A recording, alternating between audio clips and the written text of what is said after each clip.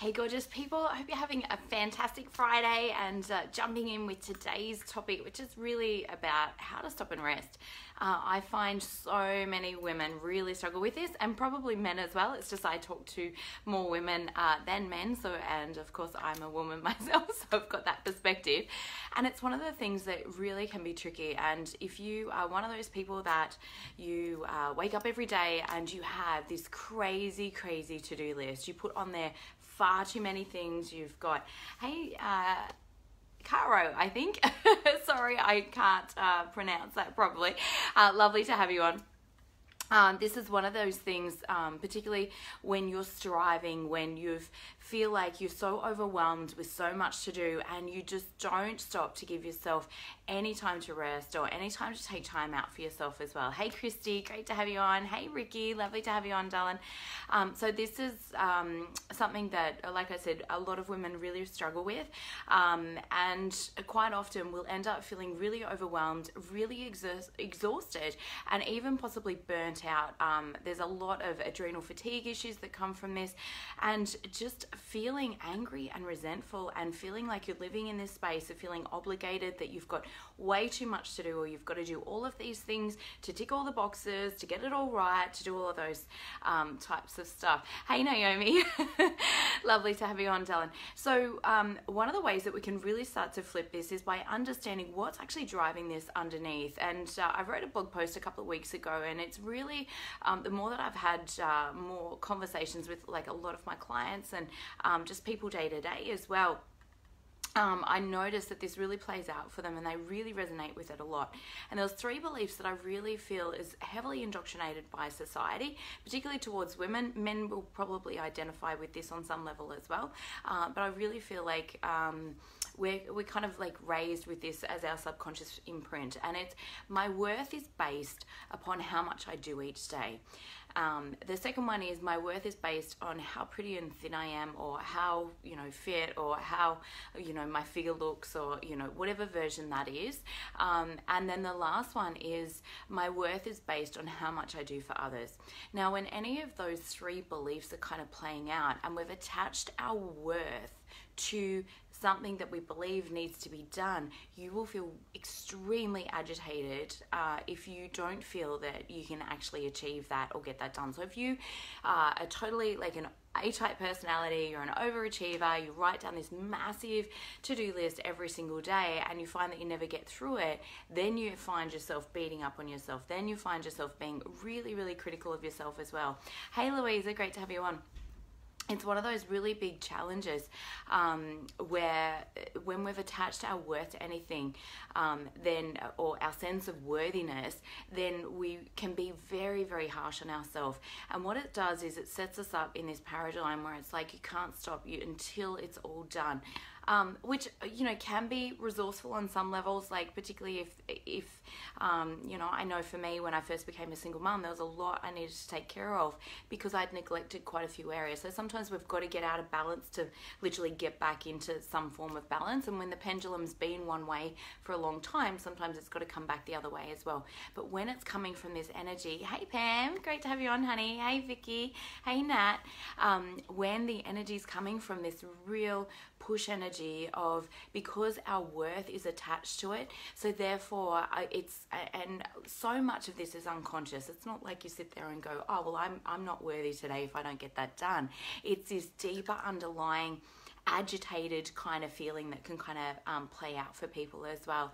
So one way that we can start to flip this is just by literally flipping the statement, if I already felt worthy, what would I choose to do today? Or if I already knew and trusted in my worthiness, what would I love to do today? And this is where like you can take your to-do list that you would normally have, and instead of feeling angry or obligated or like in that push struggle energy of I can't rest, I can't stop, suddenly things start to become a choice, and you're doing that because because you love you, because you're already worthy. So an example of this might be like you look around the house and you're like, oh my God, I've got to clean the house.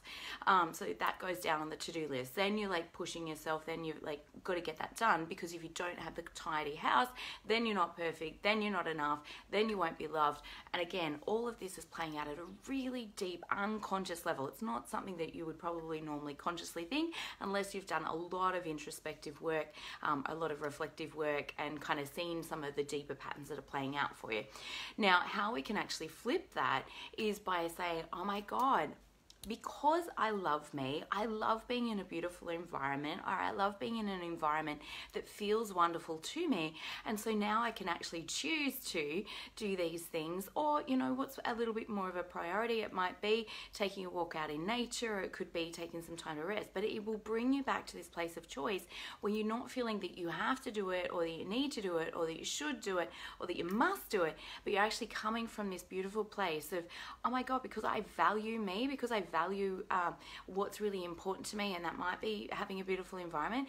If you're loving yourself, instead of feeling like, oh my God, I've got to go to the gym, I've got to go work out in order to be finally worthy, because, you know, there's that unconscious thing around women and figures. And, you know, again, this is not necessarily directed completely at women. I think men definitely feel this as well. Hey, beautiful Jane, great to have you on, darling.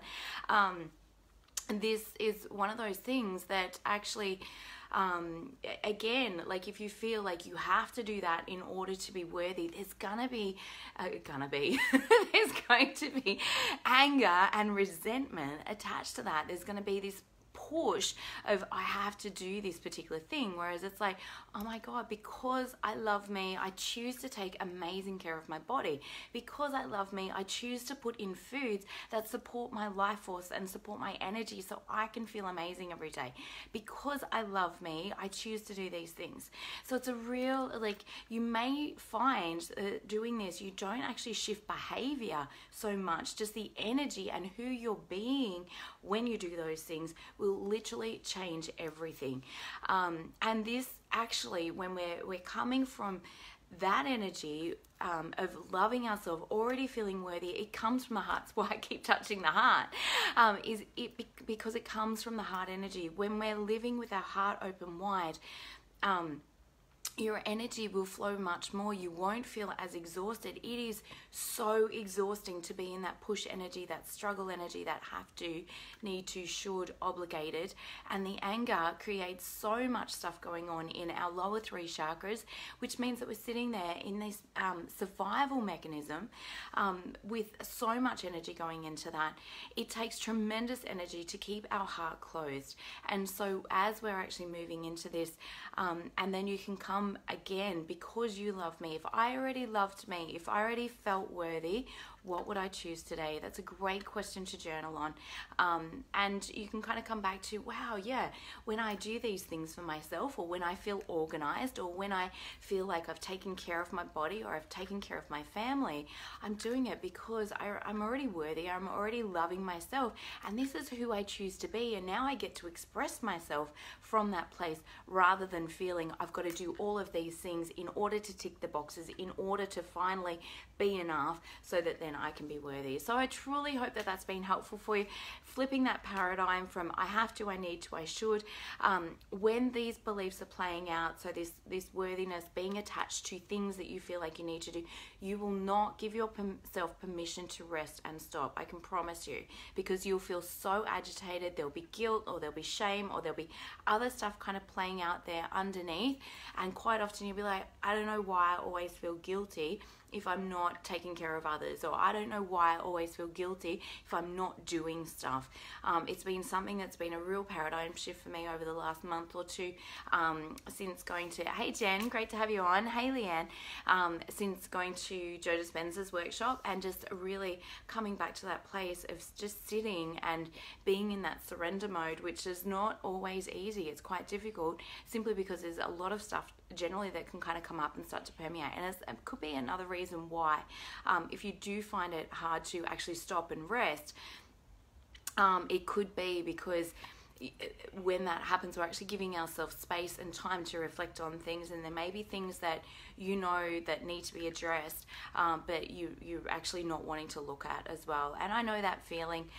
It's a tricky space to be in, and I can promise you, until you actually embrace that, until you decide to step forward and feel those feelings, feel those emotions, you won't ever actually be free from them. And we can spend a hell of a lot of time running from actually confronting what essentially is actually ourselves, remembering that the whole world is nothing more than a reflection of actually how we're actually feeling internally. So we're really running from ourselves when we're getting into that busyness and wanting to avoid perhaps some of those deeper emotions that could be there as well. Hey Elizabeth, great to have you on, darling. So if this really resonates for you, or if you found that you feel really stuck sometimes with having this massive to-do list, you're exhausted, you're burnt out, don't know how to stop, this is exactly what I work with people on, to help them really embrace that sense of self-love and to step back into this space of gratitude and love for self. When we're not functioning from that place, again, we're going to be more in the survival centers, and this is where, like, if you've got ovary problems or female problems, a lot of that is about this rejection of our womanhood and that beautiful feminine energy that's very receptive, that's all about being able to receive and to nurture ourselves and to take energy back in and replenish our buckets. You can't give from an empty bucket. Thank you so much, Helen. Lovely to have you on here. Hey Lisa, great to have you on, darling. So if you're struggling with this, please reach out to me if this really resonates with you. I've got 3 more spaces for some beautiful, beautiful new soulmate clients that are really ready to take some changes or make some changes in their life to overcome some of their previous patterns, their thinking, some of this deeper worthiness stuff that can really play out. And I think, as we ascend and step into greater and greater levels of versions of ourselves, and release so many of these masks, so many of these layers, so many of these rules that we've had about how we need to be or who we need to be, you'll just feel more and more lightness. You'll have greater health and well-being. You will attract money and have greater ease in your finances, and your relationships will absolutely improve, because when you're loving you, then the whole world can love you as well. When we're not loving us, or we've got all of these rules or reasons as to why, we've got to tick all these boxes, then you'll find that you'll attract people that place those same rules on you as well, or don't love and appreciate you at the level that you truly deserve. And it's because we're our greatest reflection, and the world is just a reflector of that. So when we heal in here, you heal so many relationships as well, and we can drop some of the anger or the resentment, and let go of needing that external validation. It was a huge thing for me, for sure. I was all externally validated, which meant I needed to be validated externally by people and be appreciated and feel like, oh, yep, I'm doing the right thing, as opposed to come back, love and appreciate me, and come back to that real choice of what's the right thing for me? Is this truly, truly loving for me? And again, that's a great question to ask yourself. Lots of love to you all. Have an amazing day, and look forward to hearing how this has helped you or how this has transformed. If this has been really supportive for you, please like, love, and share. Spread the word and let people know they can rest, they can take some time out for them, and how to actually flip that paradigm from going I need to, I should, I must, into oh my God, if I was already loving me, what would be truly supportive for me today? Or if I was already loving me, let me do this as an expression of love and not worthiness, because you're already worthy, but as an expression of your worthiness, knowing full well that you are already worthy. So I hope that's been helpful. Big love. Hey Christy, you might want to jump back into the start, darling. We're just finishing up now. So have an amazing day. Lots of love and gratitude to you all, and may you all have a beautiful, restful, peaceful long weekend. Bye for now.